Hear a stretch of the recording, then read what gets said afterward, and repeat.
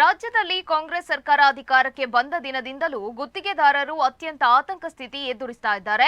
ಆರ್ಥಿಕ ಸಂಕಷ್ಟಕ್ಕೆ ಸಿಲುಕಿ ನಲುಗಿ ಹೋಗಿದ್ದಾರೆ. ಸಾಲದಕ್ಕೆ ಸರ್ಕಾರದ ಕೃಪಾ ಕಟಾಕ್ಷ ಹೊಂದಿರುವ ಪ್ರಭಾವಿ ಕಾಂಗ್ರೆಸ್ ನಾಯಕರುಗಳ ಆಪ್ತರ ಕಿರುಕುಳ, ಬೆದರಿಕೆಗೆ ಮಣಿದು ಉಸಿರುಗಟ್ಟಿಸುವಂತಹ ವಾತಾವರಣದಲ್ಲಿ ಬದುಕಲಾಗದೆ ಹಲವರು ಆತ್ಮಹತ್ಯೆಗೆ ಶರಣಾಗ್ತಾ ಇದ್ದಾರೆ. ಇದಕ್ಕೆ ಮತ್ತೊಂದು ಉದಾಹರಣೆಯಾಗಿ ಸಚಿವ ಪ್ರಿಯಾಂಕ್ ಖರ್ಗೆ ಆಪ್ತರ ಕಿರುಕುಳಕ್ಕೆ ಹೆದರಿ ಡೆತ್ ನೋಟ್ ಬರೆದಿಟ್ಟು ಆತ್ಮಹತ್ಯೆ ಮಾಡಿಕೊಂಡ ಬೀದರ್ನ ಗುತ್ತಿಗೆದಾರ ಸಚಿನ್ ಪಂಚಾಳ್ ಪ್ರಕರಣವೇ ಸಾಕ್ಷಿ ಎಂದು ಶಾಸಕ ವೇದವ್ಯಾಸ್ ಕಾಮತ್ ಹೇಳಿದ್ದಾರೆ.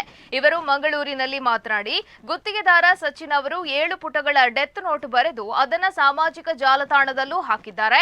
ಅದರಲ್ಲಿ ಪ್ರಿಯಾಂಕ್ ಖರ್ಗೆ ಅವರ ಆಪ್ತ ದುಷ್ಟಕೂಟದ ಸದಸ್ಯರು ತನಗೆ ಮಾಡಿದ ಮಹಾಮೋಸ, ನೀಡಿದ ಚಿತ್ರಹಿಂಸೆ ಅಲ್ಲದೆ ಸನಾತನ ಧರ್ಮ ರಕ್ಷಣೆಗೆ ಬದುಕು ಮೀಸಲಿಟ್ಟಿರುವ ಆಂದೋಲ ಸ್ವಾಮೀಜಿ, ಬಿಜೆಪಿ ಮುಖಂಡ ಚಂದು ಪಾಟೀಲ, ಬಿಜೆಪಿ ಶಾಸಕ ಬಸವರಾಜ ಮತ್ತಿಮೂಡ ಸೇರಿದಂತೆ ಹಲವು ಹಿಂದೂ ನಾಯಕರನ್ನ ಸುಪಾರಿ ಕೊಟ್ಟು ಹತ್ಯೆ ಮಾಡುವ ಸಂಚಿನ ಬಗ್ಗೆಯೂ ಉಲ್ಲೇಖಿಸಿದ್ದಾರೆ.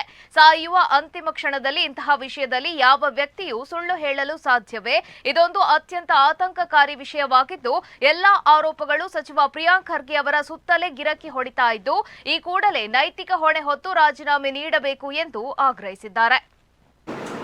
ಇವತ್ತು ಪ್ರಸ್ತುತ ವಿದ್ಯಮಾನದ ಬಗ್ಗೆ ನಾನು ಕರ್ನಾಟಕ ರಾಜ್ಯ ಸರ್ಕಾರದ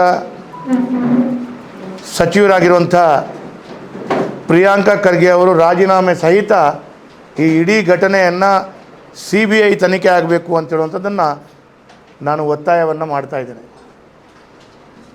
ರಾಜ್ಯದಲ್ಲಿ ಕಾಂಗ್ರೆಸ್ ಸರ್ಕಾರ ಅಧಿಕಾರಕ್ಕೆ ಬಂದ ನಂತರ ದಿನದಿಂದ ದಿನಕ್ಕೆ ಗುತ್ತಿಗೆದಾರರು ಅತ್ಯಂತ ಆತಂಕದ ಸ್ಥಿತಿಯಲ್ಲಿರುವಂಥದ್ದು ನಾವು ಕಾಣ್ತಾ ಇದ್ದೇವೆ. ಗುತ್ತಿಗೆದಾರರು ಎದುರಿಸುವಂಥ ಕಷ್ಟ, ಅವರ ಆರ್ಥಿಕ ಸಂಕಷ್ಟಕ್ಕೆ ಸಿಲುಕಿ ಅವರು ನಲುಗಿ ಹೋಗುವಂಥ ರೀತಿಯಲ್ಲಿ ಆಗ್ತಾ ಇರುವಂಥ ಘಟನೆಯನ್ನು ನಾವು ಕಾಣ್ತಾ ಇರುವಾಗ, ಸಾಲದಕ್ಕೆ ಸರ್ಕಾರ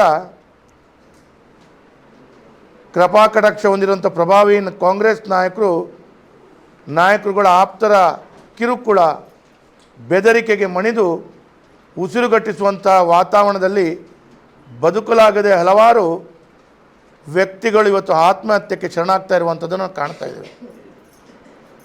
ಇದಕ್ಕೆ ಮತ್ತೊಂದು ಉದಾಹರಣೆ ಸಚಿವ ಪ್ರಿಯಾಂಕ ಖರ್ಗೆ ಅವರ ಆಪ್ತರ ಕಿರುಕುಳಕ್ಕೆ ಹೆದರಿ ಡೆತ್ ನೋಟ್ ಬರೆದಿಟ್ಟು ಆತ್ಮಹತ್ಯೆ ಮಾಡಿಕೊಂಡ ಬೀದರ್ನ ಗುತ್ತಿಗೆದಾರ ಸಚಿನ್ ಪಾಂಚಾಳ್ ಈ ಪ್ರಕರಣವೇ ಸಾಕ್ಷಿ ಅಂತ